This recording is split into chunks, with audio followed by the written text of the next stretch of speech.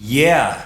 This is Geek Therapy Radio. What are we waiting for? And now your mental curator, Johnny Hamburger. Welcome to this edition of Midweek Geek here on Geek Therapy Radio. My name is Johnny Hamburger, and I'm your mental curator for this episode of Midweek Geek and all of Geek Therapy Radio's content. You can catch the show right here on KPRC 950 AM, midnight Saturday night, technically 12 a.m. Sunday. But the best way, since that's kind of late, other than telling your Uber driver to tune in, the best way to listen to Geek Therapy Radio is just subscribe to the podcast version of it. The podcast is still what actually goes over the air. It's just a much more convenient way to listen to the show if you're not out in your car or driving around or doing whatever at midnight on Saturday, or technically 12 a.m. Sunday. So subscribe to the podcast, and if you like it, share it. That'd be awesome. I don't want any money from you. There's no crowdfunding thing. If you're watching this on YouTube, there's no sponsor the creator button down there. Just listen to it, and if you like it, share it. Let's get on to the business at hand. This edition of Midweek Geek is revisiting the Atari VCS. You may remember a few weeks ago when I was defending, well, I don't want to exactly call it defending Atari and defending the VCS. I did a segment about all the specs of the VCS, the stated specs of the VCS as far as hardware and inputs and outputs and in potential games. And what I was saying basically in regards to the scam of it all was that calling it a scam was kind of too harsh of a term. It was kind of inaccurate. Do I think that Atari is actually and intentionally trying to dupe us to take our money and never give us anything for it? I still don't really think so, 100%. I'll let that marinate for a second, because now, after revisiting this whole scenario and after more things have happened between Atari and different publications, I no longer think that Atari's case is so solid. I still don't think it's a scam. However, I would not be investing my money into this Indiegogo campaign, because at the very least, if it's not a scam, and I'm not saying it's a scam, Atari is dropping the ball on this like they have so many times in the past, if not more so now. And the fact that they've been able to raise $2.9 million as of recording of this episode of Midweek Geek, that the fact that they've been able to raise $2.9 million is kind of surprising. And if I am one of the original backers, if I'm one of the original backers who have been paying any attention to this Atari VCS, I guess you could call it scandal at this point. I'm sure Atari wouldn't call it that. And it's Atari in name only. This is not the same Atari that existed in the 70s and 80s. I thought I mentioned that in my previous episode well enough, but apparently I didn't. I said that Atari has existed in one form or another since the 70s. So anybody who's commented on the show or commented on the video I posted on YouTube saying Atari's not the same, yeah, I said that. I said that in the original episode. But Atari really, really isn't the Atari that it used to be in the 70s. That's true. It is Atari in name only. And this VCS crowdfunding project has nothing to do with the original Atari other than basically emulators running 2600 games or 5800 games or whatever games, retro Atari games. It's not, nobody who was involved in Atari back in the 70s is involved in Atari today. It's just the name. It's just the moniker. They're just releasing this hardware, and we'll get to that in a second, under the name Atari. So let's get into why I've kind of changed my tune, so to speak, on my eagerness to buy a VCS. change my tune, so to speak, with more skepticism now to the entire ordeal. Atari recently did an interview with The Register. And The Register then, in turn, after the interview, gave a pretty negative review of the Atari VCS and a very negative review of Atari as it exists right now, just as a company, just as whatever they are right now. And so Atari fired back that basically claiming fake news, that the Register misquoted them and made stuff up or whatever. That was Atari's defense. Wow, that review is bullcrap because the Register just made stuff up. And then the Register, the guy who conducted the interview, is like, dude, I have the audio tape. And they released the audio tape. And Atari really had egg on their face. So it is kind of true right now, and Atari might call me out for it right now. I don't know. What do I have? How many subscribers at the moment I'm recording? 180 right now. I'm a nobody on YouTube. I'm still building the channel, but who knows if Atari calls me out. Regardless,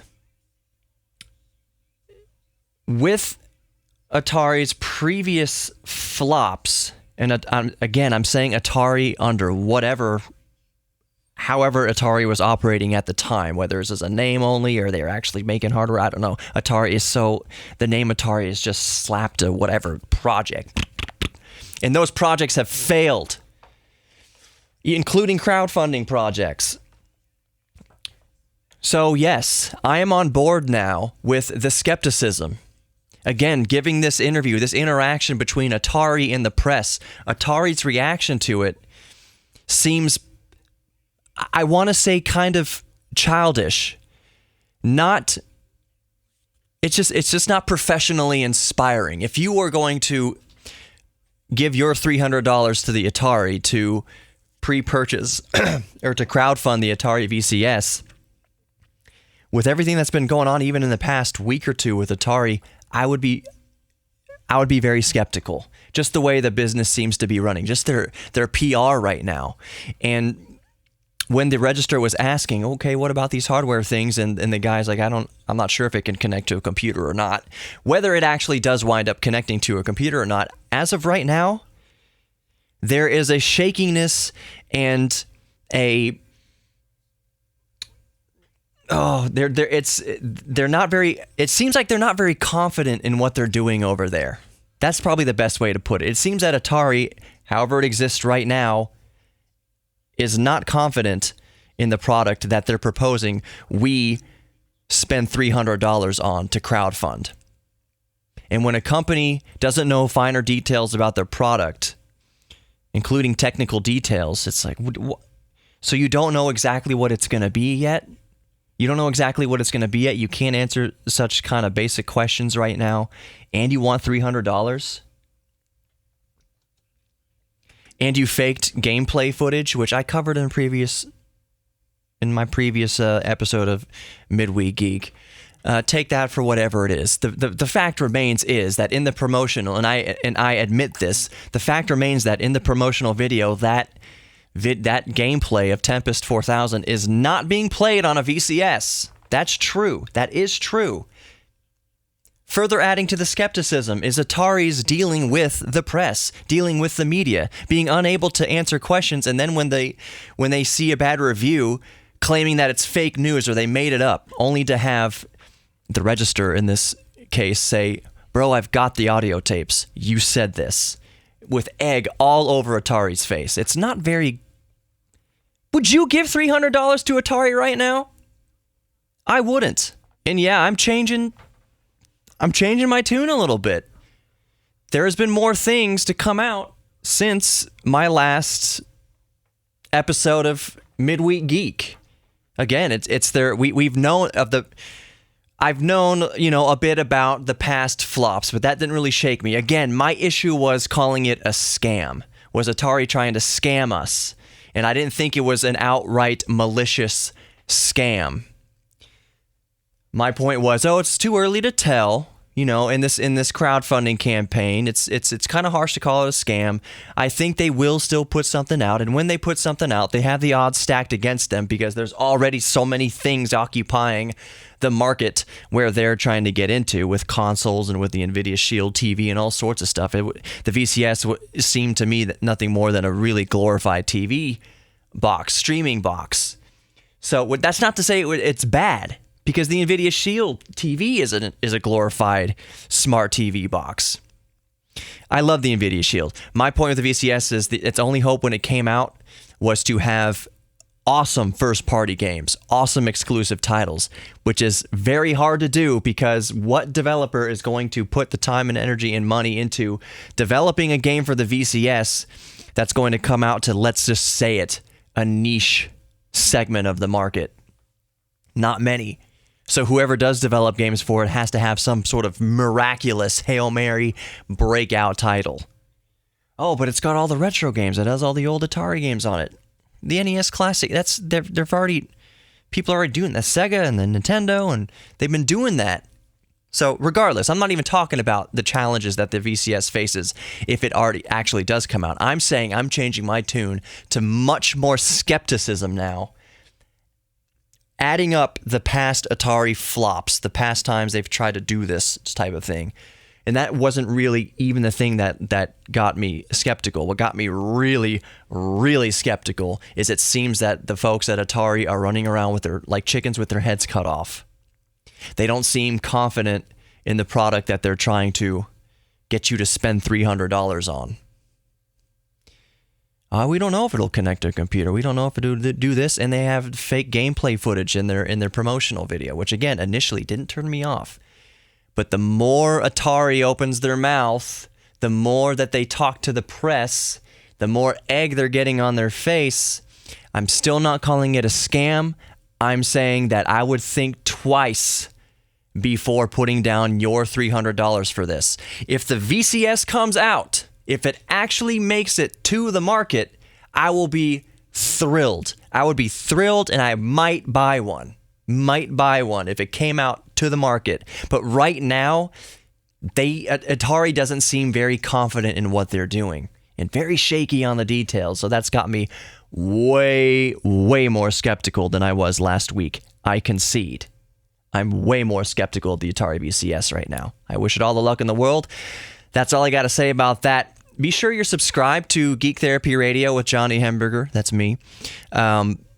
Be sure you're subscribed to the podcast. If you like the show, then share it with your friends. Honestly, that's the best thing you can do. Let me reiterate, while I got you watching this video here, if you're watching on YouTube, while I got you listening to the podcast, if you're new here, Geek Therapy Radio is all about helping people cope with life and or depression through healthy hobbies and interests and passions. I say we're all geeks about something, whether you're a geek about bodybuilding or whether you're a geek about airplanes or cars or video games or knitting or whatever. I cover a whole lot of stuff on this show, and it's to engage you. It's to engage someone listening who may have fallen out of a hobby, or help maybe someone discover a new hobby or rekindle their old hobby. It's about helping people deal with life in a healthy way.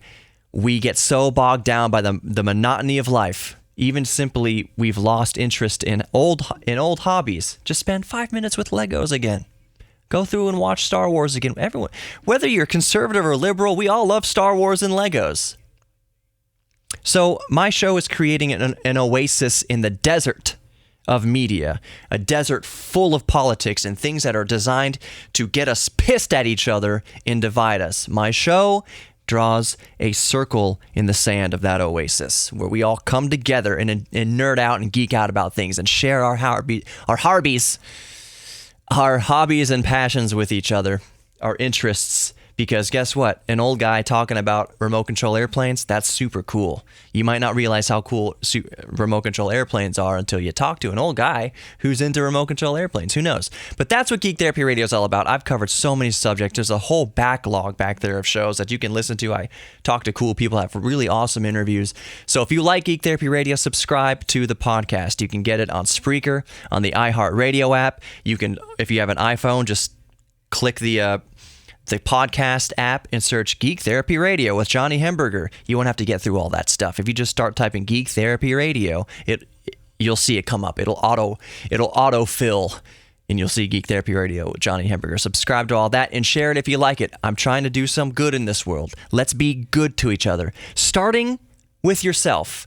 If you don't love yourself, if you're not good to yourself, it's very hard to be good to others. I've blabbled on long enough. That's going to wrap up this edition of Midweek Geek here on Geek Therapy Radio. Stay tuned, stay subscribed, because the actual show, the big show, always drops on Fridays, usually, and then it airs right here on KPRC 950 AM on Saturday night, 12 a.m. Sunday, technically. But take care, everybody. Take care of yourselves. Celebrate your inner geek. We're all geeks about something, so cherish that. Let's come together as geeks and cherish it and be good to each other. That's going to do it for me. I'm Johnny Hemberger, your mental curator. This has been Midweek Geek here on Geek Therapy Radio. Take care.